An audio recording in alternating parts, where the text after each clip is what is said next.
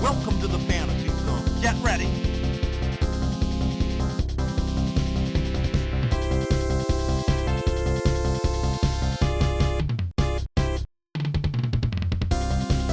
Le succès de la franchise Batman ne s'arrête pas après le premier film de Tim Burton. Le deuxième film, Batman le défi, par le même réalisateur, ainsi que la série animée, envahissent les écrans de cinéma et de télévision dès 1992.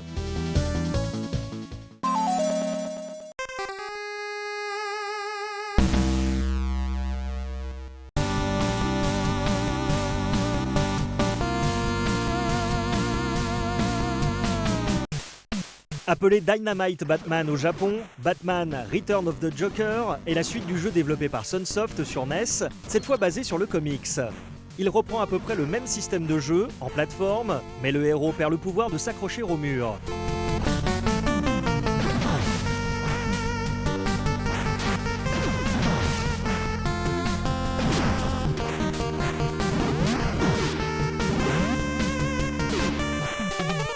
Fidèle à la tradition, lors de certains niveaux, le jeu devient un shoot'em up.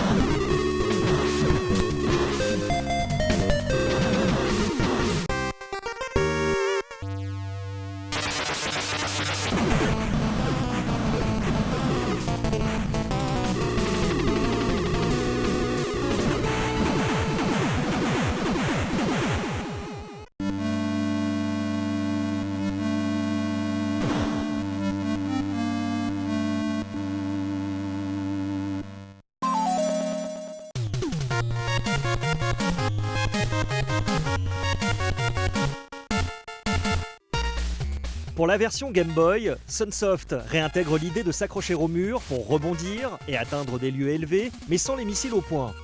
Le jeu est assez court, ne contenant que 3 missions.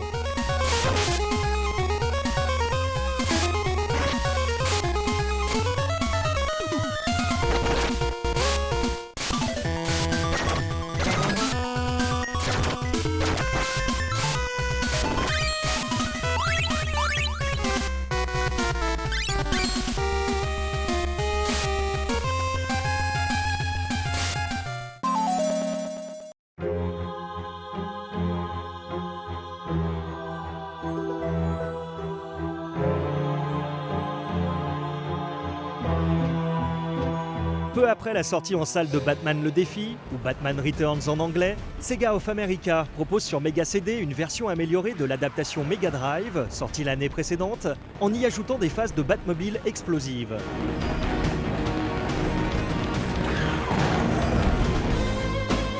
Les niveaux de plateforme sont identiques à la version cartouche, avec de plus belles musiques grâce au support CD.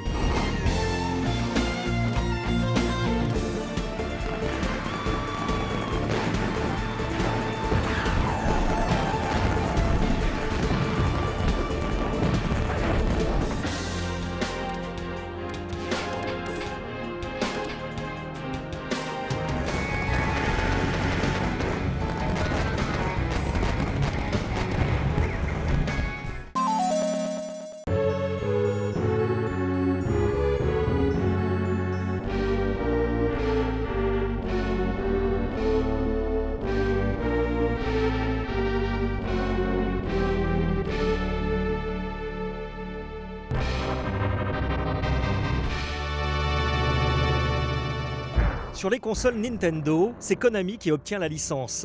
Et comme la tendance est au beat'em all, l'éditeur japonais sort un jeu de combat à un joueur avec un Batman musclé qui possède une bonne panoplie de coups et de projections.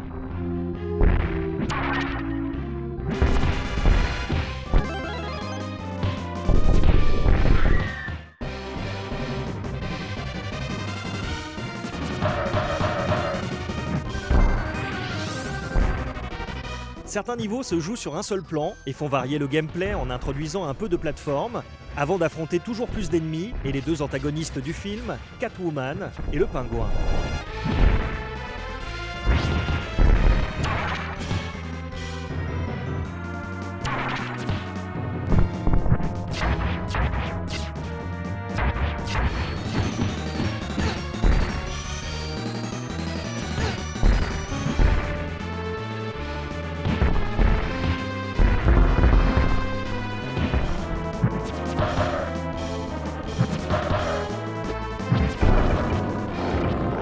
Comme souvent, on trouve un niveau de Batmobile, profitant du mode 7 de la console avant le combat final.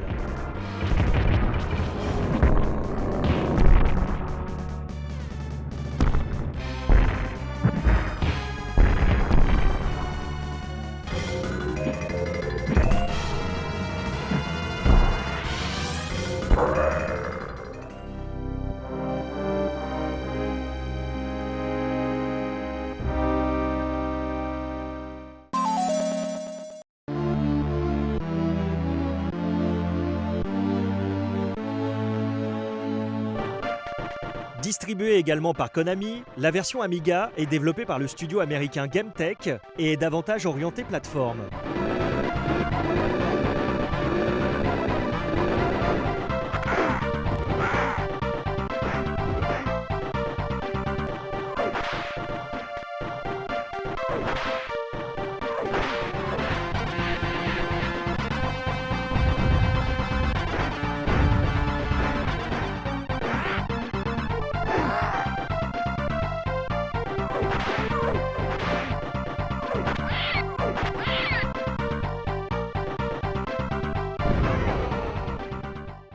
Meow.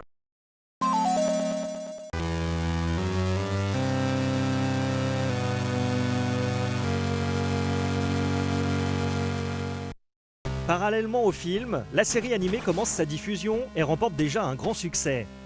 La version Game Boy est la première adaptation à sortir. On y affronte un grand nombre de méchants de la série, comme l'épouvantail ou l'homme mystère, et bien sûr, le Joker en boss final.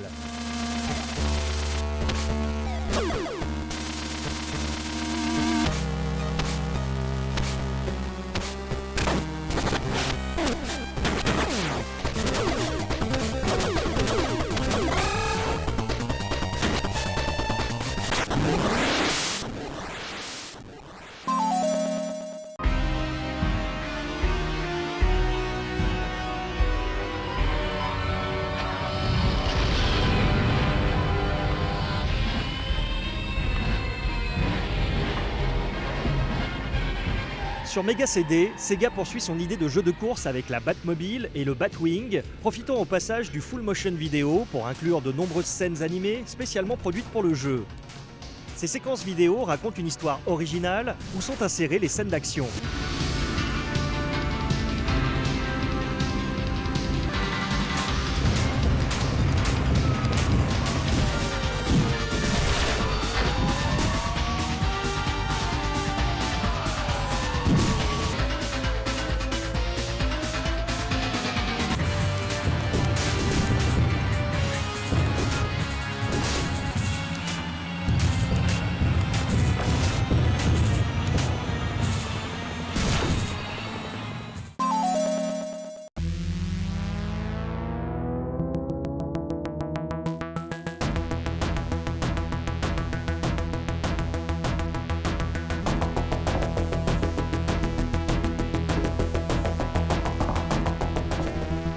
Sorti en toute fin de vie de la Mega Drive, Batman et Robin est un run and gun très difficile, mais bourré d'effets visuels, de déformations et rotations, une vraie démonstration technique de ce que la console de Sega a dans le ventre.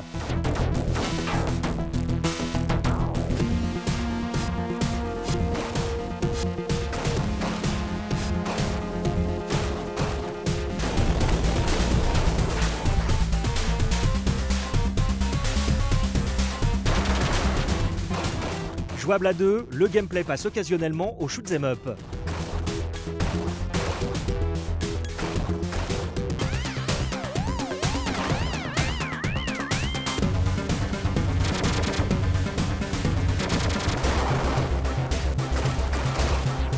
choix musical est assez inhabituel pour un jeu vidéo sur cartouche, avec une playlist de musique électronique efficace, assez éloignée du thème musical de Danny Elfman.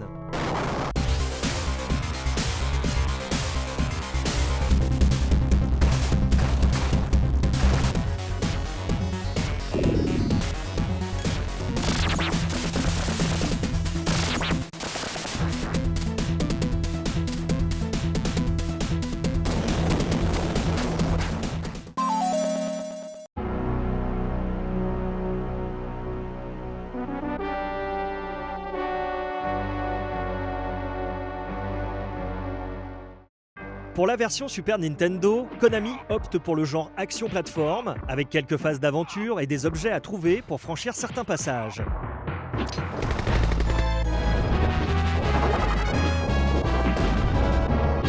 Chaque niveau met face à un méchant différent, et ici encore, c'est le Joker qui ouvre et ferme la marche. La réalisation est de toute beauté, avec une animation soignée, très proche du dessin animé.